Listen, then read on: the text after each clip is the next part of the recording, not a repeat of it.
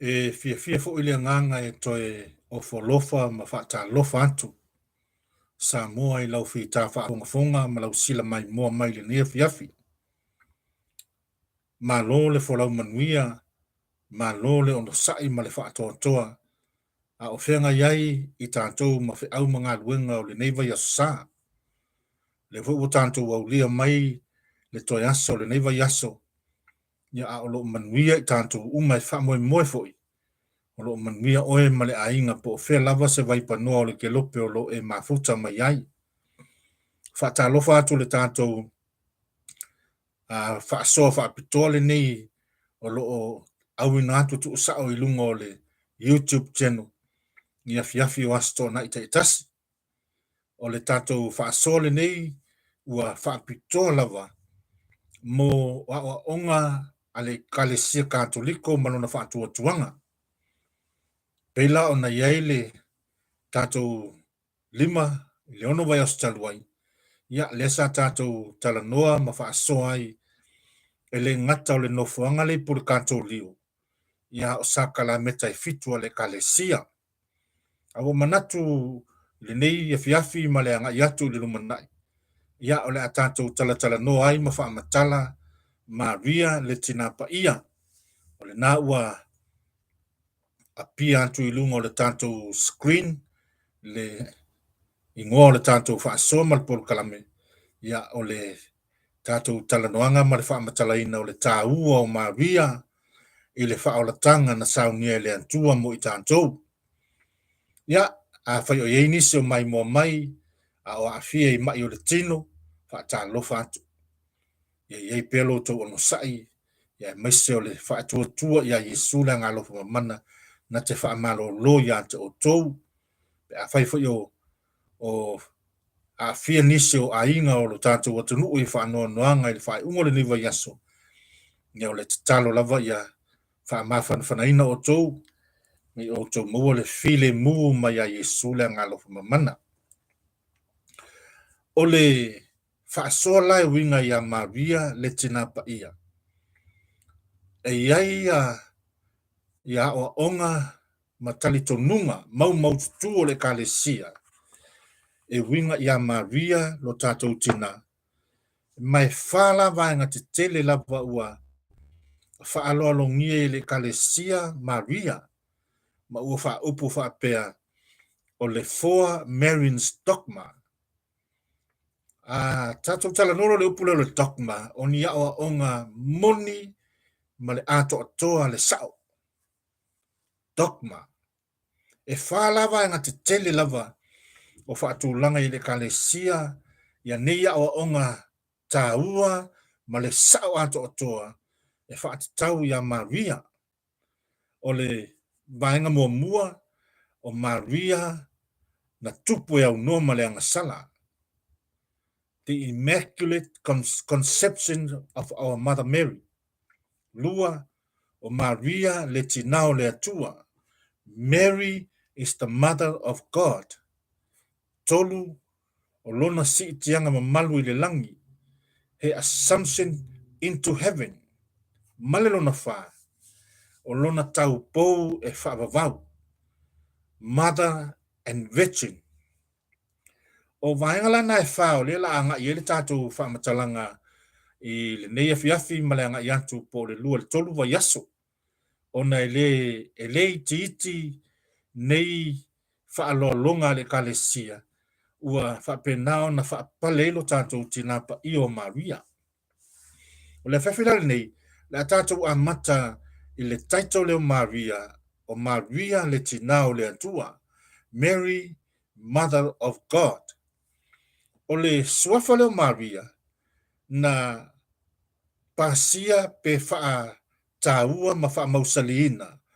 I le fono I Efeso I le aso ono o Iuni, laso luasful ma le lua o Iuni, I le tausanga e whaasa lau tolsaful ma le tasi. O le senatori lo na wha, ia o le taimile nana pasia I le kalesia.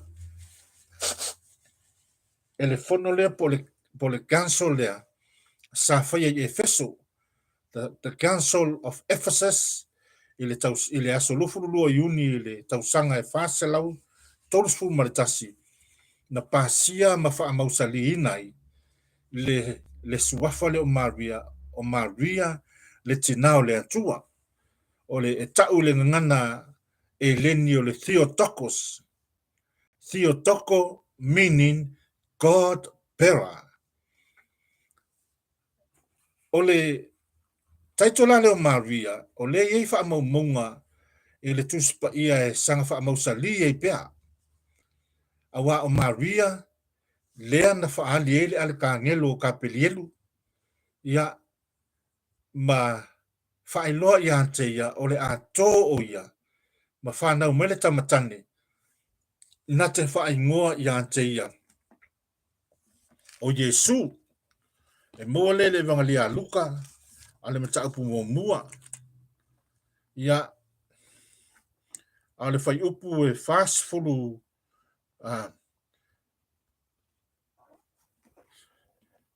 male lua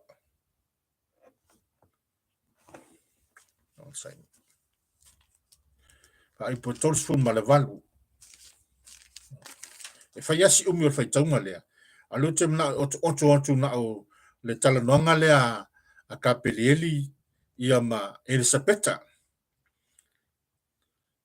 le fai polosul ma leono o leono ma sina wa awina mayai e le atua o le angelu kapelielu le ai o Galilea o Nasareta le ingoa i le taupou o le aingo tawita ua faufau tane i le tangata e ingoa ia Iosefa o Maria foi le ingoa o le taupou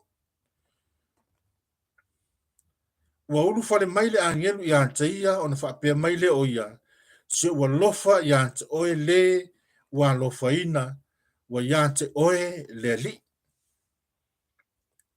o le feilo inga lea ale aka angelu ka pelielu ma Maria le taupou ma la feo fo fotai ia ale la fa mai fa upu le lufulu ma le iva a watu vale o ia ilana upu ua tau mana tuna tu foi o ia pe se ale winga o le nei alo fa anga ua fai mai fo ile angelu ia anta ia Maria a wa te fefe wa lo fai na mai oe ele atua fa auta foi o le a to oe ma e fana wina se tamatane e te fa ingoa ia anta ia o Yesu e sili o ia e ta ua foi o le alo o le sili ese e foa i antu e le ali i le antua i anta ia le no foa li e ta vita lo na tama e fai o ia matupu le aingo i a kopo e wha vavau o lona malo foi e le ai so na ngata anga o le tele o vaenga o lo au mai le fai taunga lea e le evangelia Luka mata upu mua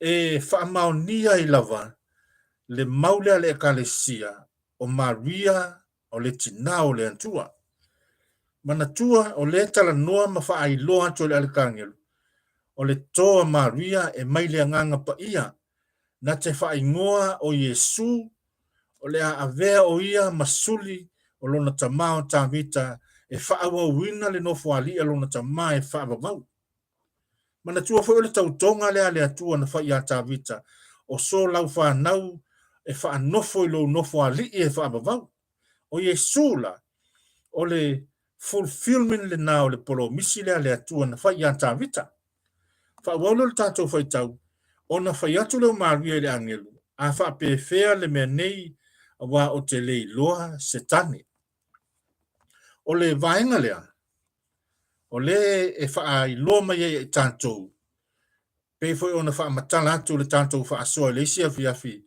ona e to tele i la tu lo tele tonu mo fa pe mai e ia yuso Yesu ale la tatou te lo le tali le Maria ele ai e fa mai Maria e fa pe fel me ni o tele lo setani luno winga o le taimi lea o lae tau po Maria ele i faia sona ainga e ui ai le tū ma le anga nuu wha iu taia e wha ipo ia le tama ma le teine o na wha atali le mo le tausanga antoa o na wha to a consumate le o le sakalameta ai ele i wha apea ua no nofo Maria ma Iosefo o lea ele i atoa le tausanga talu o na whaile le lafa ipo iponga e tusai matu manga nuu fa iutaya. Ona fa wolo tato foi tau foi patolu lima ua tali mai le angelu ia teia. E fio ifo le nganga ia ilunga ia te oe. E fa malu malu ifo fo ia te oe le mana o le sili sili esi. O vaenga uma ia ma fa momonga ia le tustala po le fo mai uluka. E sanga fa mau nia ipea o le toa maria e mai le atua.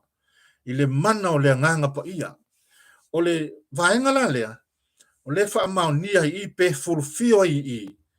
Le valo anga le perfecto Jeremia ina ua uma na ia na ina le ato la awol fenginga tuai. Mana tua fo ilena fa amatala o le ato la awol fenginga tuai. Lena o Sofia le nganga o le atua le perfecto Jeremia. E alu e ave ese ina mai le ato la au ma le fale fita fai ma le malu malu. Ina o le aho o atu ia o sofa inga le tupu ne puka nesa. E fa ato ilalo ma fa leanga le malu malu o le atua i Yerusalema. Le lana alu e lola yo. Alu e lo Jeremia ma avele le ato la awol fenga inga ma le fale fita fai. Mana nai le ana i lungo le maungo nepo lena ma liwai mose. A le lana muli muli atu e tangata Israelu e mana na e fai longa le mea lo na nai le ato la awol fenga inga. Ai watu wala solo ato le maunga wale lo se mea. Wale lo foi po fena na tu wale ato la awol fenga inga. Fa mai lo le valo anga perfecto o Jeremia. E le toi loa le mea nei. Se ia lofa mai le atua mai e fa poto poto lona nuu. O na fio i foi lea o ia.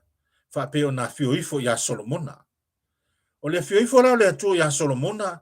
Ai mese fo le taimi o le malanga Israelu mai e kopito anga i atu i kanana.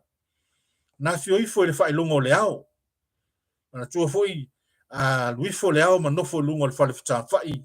O na nofo le Israelu o le malanga. O le fa ilongo wa fio i foi le atua i tonu o le malu o lona nofo alii le ato la awol fenga inga. Le ye le nofo le alofa le fai lungo le o le ato la awol fenga inga.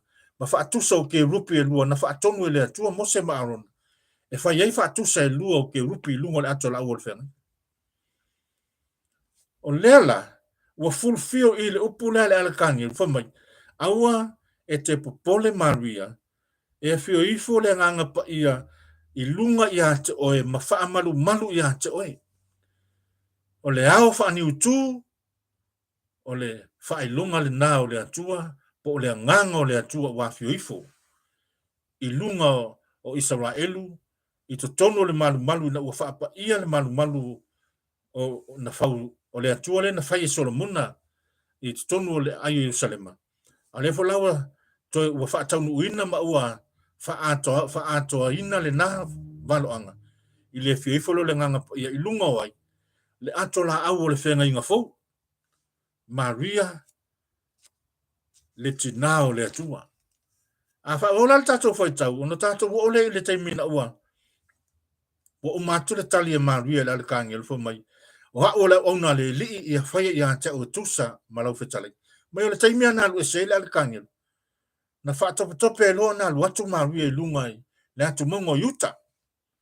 Le atu mongo lo yuta pe fo na wha matala antu. Nai moa le lua le Samuelu mata upo ono. Nai wha matala mai ina. O le atu monga tonua lea nalu i eita avita e ave na e le atu la uol whengainga. Lea nao lato na ambatu e le nu o le atua mai le mongo sinai anga i atu i kanana. A o lea lana sa i lungo le atu monga lea, le atu mongo yuta. Lea nalu eita avita ave na e le atu la uol whenga. O i tonua lea nalu e Maria. I le fale o Sakaria ma Elisabeta la nava. Lewa fai atu le alkangelu. O lo ahinga o Elisabeta ua lo matua lava o ia ua pasi ma maule taimi tau na whana wai.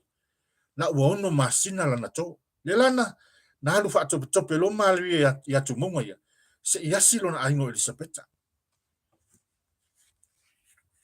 A le fai pula le fast full ma le lua. Na ua tau nu ua tufo i Maria ma ofo alofa ati a Elisabeta. Ma ua wha alongo ma iai ia Elisabeta ile alofa o Maria. Pa mai o lai mena tupu. Ua se vai pe o soso. Ioane le papatiso le la walo o Elisabeta. Al fa pula le fa lu fa mai. Wa langa ia wa leo tele wa fa pe mai. Amu ia oe I fafine amu ia fo ile a fa na mai ia. O puia le tonu le talo le losalio le tinapa ia. Le talo le losalio. Si wa lofa Maria wa tumu oi kalasia wa yate oe le li. Ai vai opuna na fa felo ia joile al kangelo ya Maria. Si wa lofa ya te oe le wa lofa ina ua ya te oe le li. A fa palangi la upu iho mai. Hail Mary, full of grace. Wa lava matotoi upuna e fa ai loa ia I tātou. O Maria na tupu e o no malanga sala. Si tātou wo o iei ona tātou toi fo I mai le fai taunga le na. Ai o ila ile upula Elisabeta. Le to tonu le talo le lo salio. Se ua lofa Maria wa tumu I kalasio ya te oe le li. Amu ia oe fafine uma, amu ia oe le fuo lo walo. O le fuo le alo o Maria oe. O Yesu, le la, amu ia oe fafine uma, amu ia oe fafine, amu ia fo ile a whanau mai I ante oe. Fai me lole upu a Elisabeta. Pe fea fo ile nei mea. Ina ua sau le tina o lo ua lii I ante au nei. Ina ua sau le tina o lo ua lii. Ia a masalo atu e fa upu se so punga le fa pespe. O ai au nei ua sau le tina o lo ua tua I ante au. Wa upuna o suafa na o le atua. O le atua Yahweh le lii. Le atua o le lii. Awa o Yesu o le atua faola. Yahweh, Yeshua. Yeshua means God, salvation. Vai. Tasi la le fa mauninga. Ole o ngale mal tatunu ole kalesia o Maria o le tina o le atua. Mana tua foi la o Yesu. O ia o le tangata moni, ma le atua moni.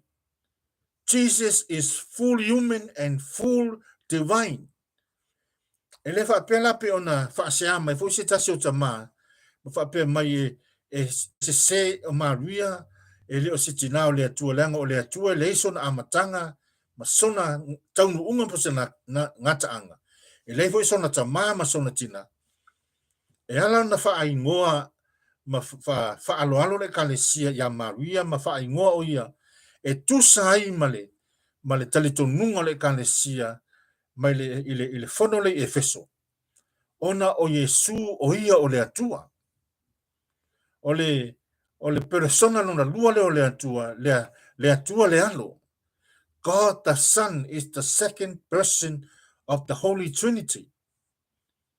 Ala nai mafuai, ona talitonu le kalesia, wa matua ala ngatatau, ona faalupe Maria, she is the mother of God. Because she is the God bearer. Theotoko, meaning God bearer. Na whanau mai a Maria, le atua tangata. Le persona lona lua le atua tāsolu pa ia. O Yesu le atua whaola. O le ongara le mali tonunga, o le kalesia, ai mese o le whaamauninga pe o na moli maumele evangalia luka. Ai mese fo le evangalia mantai o mata upu mo mua fa ipu sfuru walu o le sfuru ma le lima. O le evangalia lea, o lea toe tau mai ai tusi evangalia po le tusi tala o le evangalia mantai o. Le valo anga le profeta Isaia le mata upu e fitu. Fa ipula e lufu tolu fa mai fauta e tole tau po mo fa na mai le tamatane. La tau te fa ingoa fo I ante ia o Emanuelu, o lona winga pe a fa amatalaina, ua ia te I tātou le atua. God is with us. Ole fa mauninga le na. Fa mauninga le na ole o ongala le kalesia. Lea ua tātou fa alupe ai lo tātou tinapa I o Maria. O ia o le tina o le atua. le tasi se whaalupenga ma se suafa o whaasuafa i le kalesia le ngata le kalesia katoliko a le kalesia i sasae le Eastern Church le tau le Orthodox ua matuas silifono lato whaataua i lato ma le ano anoa i o suafa o lato whaasuafa i le tinapa ia ono lea ona o le tāua o Maria o le tina o le atua le tina o Yesu le whaola. Awana le ioi Maria e le se whaola tanga. O le matua te leo le ngā luenga fau o le ngā luenga fesoa soani, o le ngā luenga lango Maria i lo tātou whaola tanga.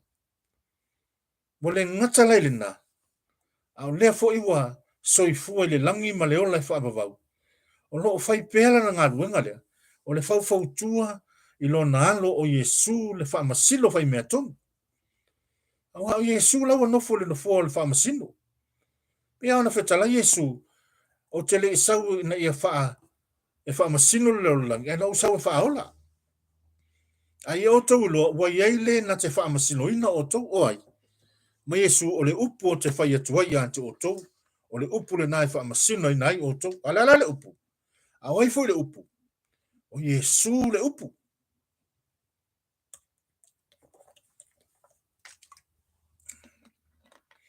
Le upu o liu tangata ma mau whaatasi mai tātou. Le upu na lena mo le mawai one le apostolo. O le whai evangelia. Fa mai sai le amatanga le upu, sai le atua le upu, o le atua fo le upu. Fa mai sa mātou wa ai lona mamalu, mo mātou whetangofi. Ia te ia. Mātou mata i lona mamalu. Le mamalu sili ese le nao le alo le atua. E tā ua i o lo tātou manino le, ina ia ave ese ia i tātou le melea o le whete e na ia mai sela. O le to telo i la tolo tau mawhai e wha leanga ma wha sesea o onga ne le kalesia. Ai wa pasi mai ma le tau wha sesea mai le nafo i vai taimi. Le vai taimi na a matai ona tala no le kalesia ma wha tūlanga suafa ne o marui. O le matua to o tele au la tau na o lava fo i se tasi o e piko pole kalesia lava ia. Sa te te e iai. E le avea le te o le na e piko pole to o tasi. E whai mala e puni tia ai pe te nai ai. Le moni o le talitonunga ma le awa onga e ala le whaasi nunga le nganga o le atua. O Maria o le tina o le atua. A wana tupu mai ante ia le persona lona lua o le atua. O Yesu lo nalo o le atua whaola.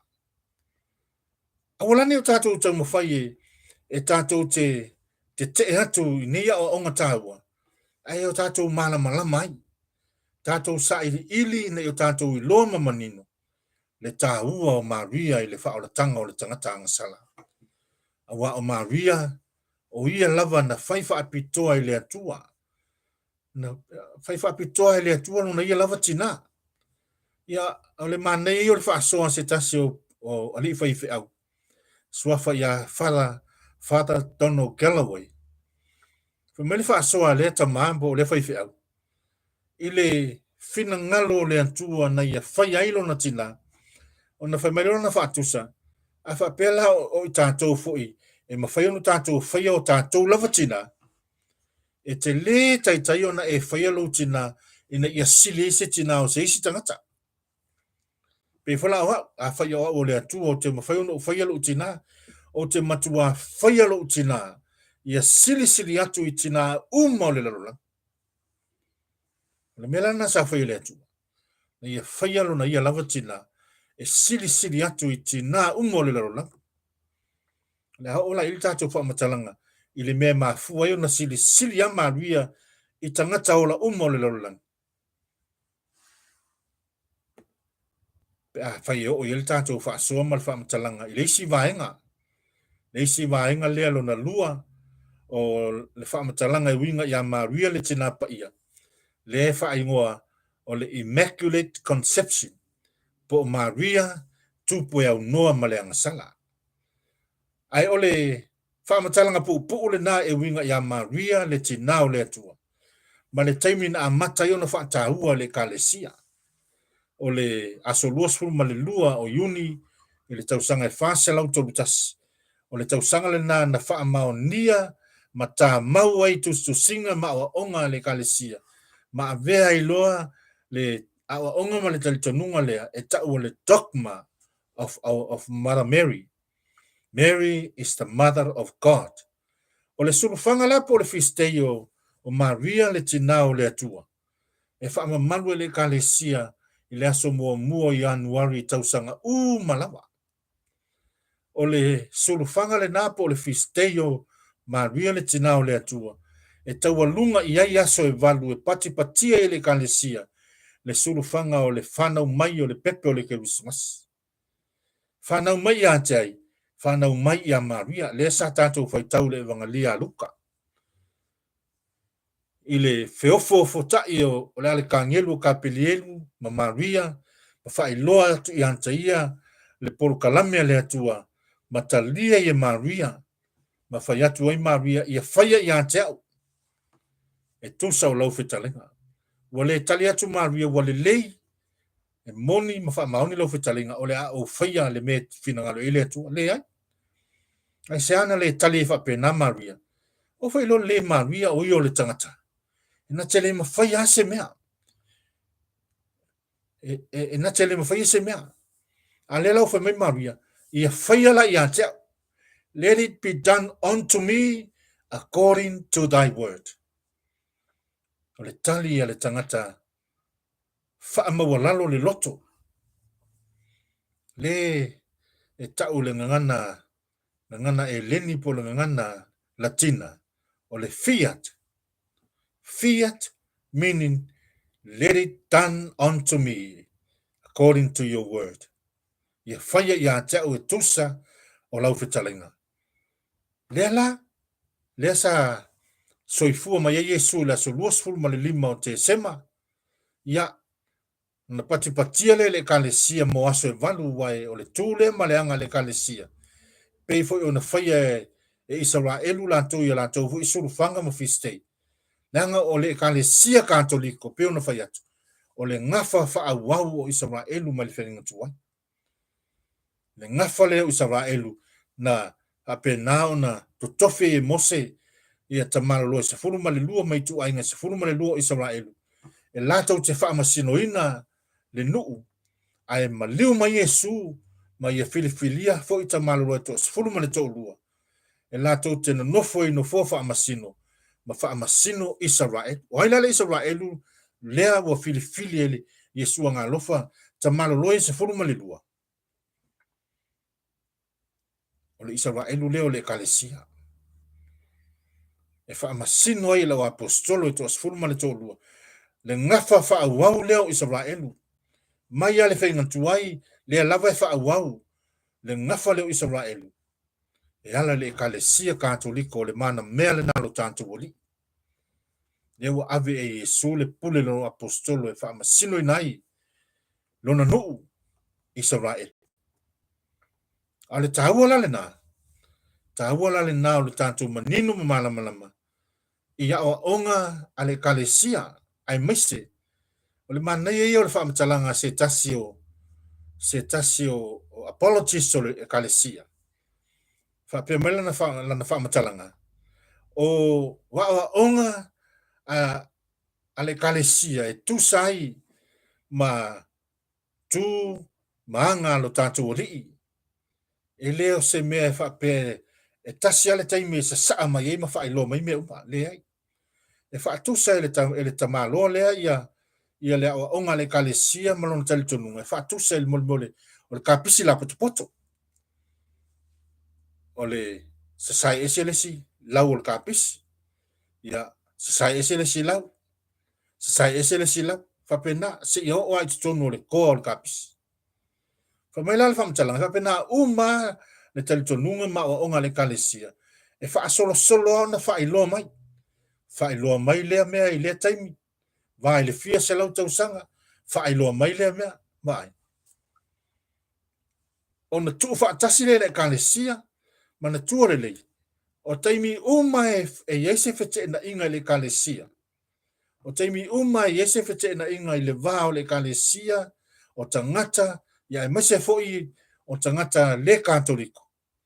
O taimi ale na e fono le kalesia. Pela na ele fono le i Efeso. E lua le fono i Efeso. A le fono la le fasa lautoltas. O le fono le na ta mau ai le taito le po le suafa le o Maria. O ia o le tina o le atu. A tato o ne fo la isi taito o Maria. E le mamate le atu le taimina. Na review mai ai ma pasia le kalesia ma malu ma fa tau ma ve fo i ma awa onga moni ma le ato toa le kalesia pe tau le dogma of the Catholic Church o le tato fa sol na le fiafi tu ina tu e ala le amataino le fa matalanga o Maria le tina pa ia e le lau tato manino nei ma fa maunia ia fionga pa ia le atua o Maria le tinao le atua le atua ato toa ma le tangata ato toa ia po le tina o le atua lona persona lona lua o Yesu Keriso le alo le atua o ia o le atua moni ma le tangata moni melea ia a Yesu fesili ele vai ala apostolo te mo fai tali lo fesili ai você me te fi mal mai pe foi so sone de tanto faso wai le ia se ato toa ia i mato a le tanto ngā lua whaatasi pe o opole, a le tanto o tunu, o le tele o sulu, e mo waifi ngota. O le tele fo i o popo, e suai le lolo. Melea, a ie fo i sau input e o male tanto whaasoa, ia e talia malanganga whaaftai, malanganga whaaloalo. Ia na mwhai fo leo na whailo antu, i lunga o le isi tanto whaasoa i le astona i urumanai. Ai, whaamoni e tele, whai ngā malo lunga le nea fiafi, ia ai maso ngā luenga o whaatali mai le nawa ia susa, whaafitai tele mo i lantou, o lo mafuta mai le tātou whaasoa i aso le vai aso, ia ma o tau shea atua le tātou whaasoa, ia vi ia lava Yesu le tātou ngā luenga whai whaatas, ia pefo le tātou whaasoa le nei, a whai e fau ia ante oelo mafuta mai, ia a tusai malo fina ngalo, like, share, and subscribe le tātou YouTube channel, ene ia mawhai o na tupu tele le nei wha moe moe, ia mawha awawai le tātou whaasoa. Whawhai ngō whio na sa ili tūpulanga ili lumana. Ai mese le tātou ngana Samoa. Ia o ngā le tātou e kalesia katoliko. Manuia le asapa i o le li le aso antai au. Tātou maua se whai ngā taulanga manuia ma le fia ilo tātou walii. Ia mo tātou talisua ilo na tino ma lona toto. A nganga ma lona i tua. Ka manuia tele Yesu i ante o tau me o te alofa i ante o tau. Tātou whai ul whai longa koluse le sua whole tamā ma le alo ma le nganga pa ia. Amene ma amene.